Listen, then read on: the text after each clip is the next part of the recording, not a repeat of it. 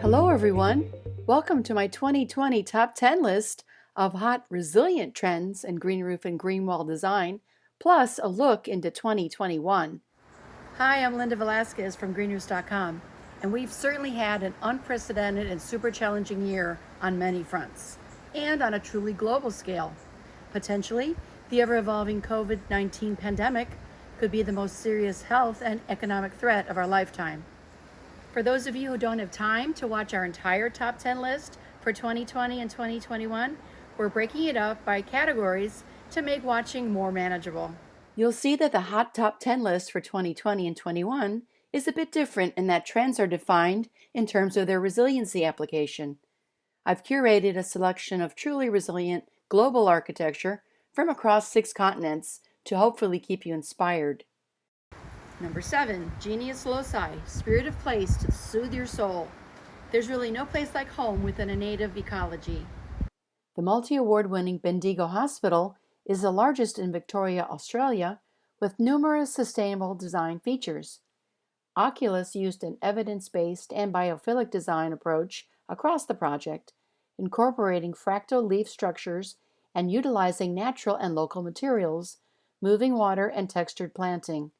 Green infrastructure initiatives include water-sensitive urban design, structural soils, and with significant increases in biodiversity, habitat, and the urban forest, restoring valuable ecological and hydrological systems across the precinct. The building integrates sustainable thinking into all elements of the design to create a healing and therapeutic environment, especially with its many native gardens. In fact, Bendigo has over 46 balconies, green roofs, roof decks, and courtyards, including 20 mental health courtyards. Recognizing the region's significant cultural heritage, the design team collaborated with the Jaja Warren Clan's Aboriginal Corporation, including the co-design of the Aboriginal Services Courtyard. With a fire pit and plantings, cultural practice and education are enabled. Within the broader precinct, an Aboriginal garden incorporates more local indigenous planting and celebrates a valuable cultural artifact, a relocated scarred tree. Local Chinese history is also celebrated in a dedicated community garden.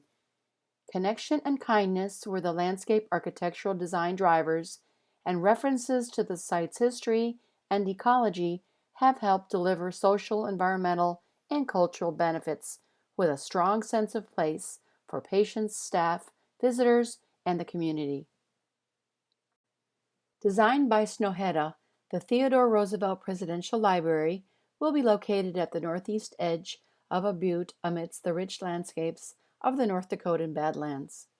The design is informed by the 26th U.S. President's personal reflections on the landscape, his commitment to environmental stewardship, and the periods of quiet introspection and civic engagement that marked his life.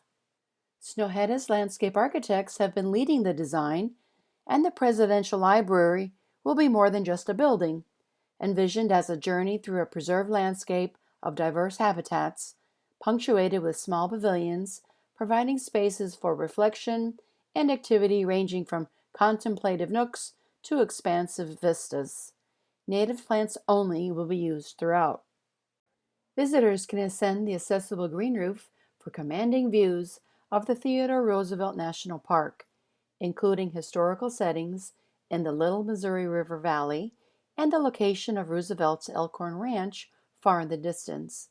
A covered porch faces the neighboring valleys, used for meetings and gatherings. Plus, the roof provides an ideal location for stargazing at night.